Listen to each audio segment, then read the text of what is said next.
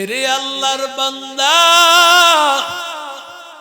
বেলাল রাদিয়াল্লাহু তাআলা আনহুর মুখের মধ্যে এমন ভাবে আঘাত করেছে ইসলাম গ্রহণের কারণে বেলালের ঠোঁট দিয়া জিহ্বা দিয়া রক্ত ঝরতেছে।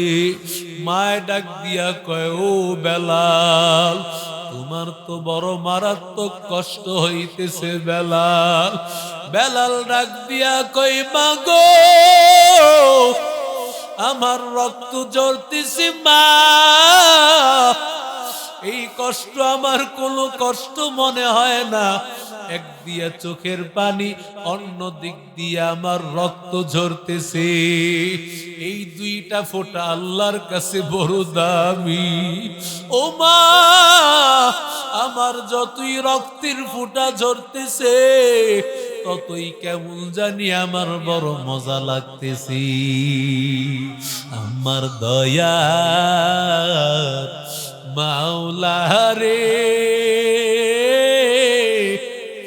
আমার দয়ার মাবুদ রে, কোথায় গেলে পাইব তোমার ঠিকানা? তোমারে বুঝি আমরা পাইলাম না, তোমারে পাইবার আসে ঘুরি আমি দেশ বিদেশে, মাহফিলের ময়দানে করলাম বিছানা, উজানির ময়দানে করলাম বিছানা,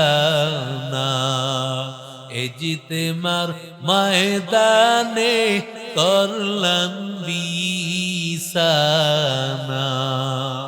চরমনার ময়দানে করলাম বিছানা। আমার দয়া মাওলা রে, আমার দয়ার মাবুদ রে, কোথায় গেলে পাইব তোমার ঠিকানা? তোমারে বুঝি আমরা পাইলাম না। এরে আল্লাহর বান্দা যুবক, আল্লাহর কাছে বলো, মালিক নবীর মোহাব্বত দিলে ঢুকাইয়া দাও। নবীর খাঁটি আশিক হয়ে যাও বান্দা, নবীর খাঁটি আশিক হয়ে কবরে যাও। দুনিয়া কিছুই না রে বান্দা, আসল পরিচয় হলো আল্লাহ এবং আমার নবী। আমার আল্লাহকে, আমার নবীকে যদি মহাব্বতের মানুষ না বানাইয়া কবরে যাও রে বান্দা, ওই কবর বড় কঠিন, ওই কবরের মধ্যে জবাব দেওয়া যাবে না।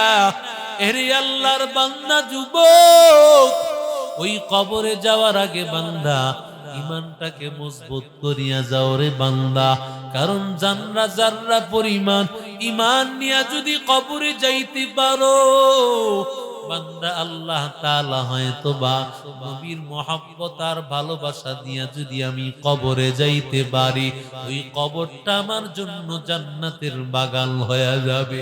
কারণ কবরটা কারো জন্য জান্নাতের বাগান, কারো জন্য জাহান্নামের গর্ত। আল্লাহর নবী বলেন, আল কবরু রাউযাতুম মিন রিয়াজিল জান্নাহ আও হুফরাতুম মিন হুফারিন নার। কবরটা কারো জন্য জান্নাতের টুকরা, কারো জন্য জাহান্নামের গর্ত। এরে আল্লাহর বান্দা, ওই কবরে আমল নিয়ে যাও। এরে আল্লাহর বান্দা, আমল না নিয়া বান্দা কবরে যায় না রে বান্দা, আল্লাহকে রাজি করিয়া কবরে যাইও। নবীর আদর্শর মালাটা গলায় নিয়া কবরে যাইও বান্দা। এই দুনিয়ার জমিনে তাকাইয়া দেখো, ও হিলফুল ফুজুলের যুবক, ও কি এলাকার যুবকেরা বান্দা, তোমার আমার মতো কত যুবক রাস্তাঘাটে মারা যায়, পথে ঘাটে মারা যায়। কয়দিন বাঁচবা, দুনিয়ার জিন্দেগি কখন জানি শেষ হয়ে যায় বান্দা। আমলটা মজবুত করিয়া কবরে যায় বান্দা। 5 ওয়াক্ত নামাজ তুমি আজকে থেকে ওয়াদা করো, আজ থেকে আর নামাজ কাজা করবা না, নবীর কলিজা আঘাত করবা না, দাড়িটায় আঘাত করবা না, এমন কে কি আছো আজকে থেকে ওয়াদা করবা আর দাড়িতে আঘাত লাগাইবা না। আল্লাহ কবুল করে। আয় আল্লাহ হাতগুলো কবুল করিয়া নাও আল্লাহ, আয় আল্লাহ ইসলামের জন্য কবুল করিয়া নাও, মরণ পর্যন্ত ইমানের সাথে রাখিও আল্লাহ। আয় আল্লাহ ইমান নিয়ে কবরে যাওয়ার তৌফিক দিও, মরণ পর্যন্ত নবীর সুন্নাত আর ভালোবাসা নিয়ে কবরে নিও। এই মাহফিলটা আমার যুবক ভাইয়েরা খুব কষ্ট করে হিলফুল ফজুলের ছোট্ট ছোট্ট ছেলেরা, শিশু কিশোর ওরা মিলে আয়োজনটা করেছে। আমরা খুশি না বেজা? আরো জোরে কন। ওরা চাইলে কি একটা গান করতে পারতো না? কথা বলেন না কেন? একটা গানের আয়োজন করতে পারতো। এই বয়সের ছেলেরাই কিন্তু গান বাদ্য করে, ঠিক না বে ঠিক? কিন্তু ওরা এই সব কিছু বাদ দিয়ে ওরা আল্লাহর পাগল হয়েছে।